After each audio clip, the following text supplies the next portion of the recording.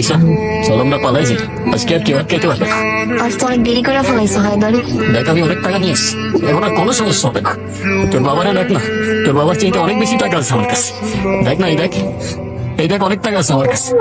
আরো লাগবে? আরো আছে, আরো আছে। কত টাকা লাগবে বল না, কত টাকা লাগবে? তোর মা বাবার সবার কষ্ট দূর করে দিব। মানুষ বলে টাকাই নাকি সবচেয়ে বড় সুখ। সব তারই ক্ষমতা। যখন আমার বাপের কাছে ছিল তখন সে দেখাইছে, যখন তোমার বন্ধুদের কাছে ছিল তারাও দেখাইছে, আর এখন তুমি দেখাইছো। মাঝখান থেকে তোমার বাবা মা আর আমার কথা একবার চিন্তা করলাম, তবে আমি তোমার বিশ্বাস পাইনি। আমি তোমার তো হইতে পারি নাই, কিন্তু আমি অন্য কারণে হই নাই হায়দার।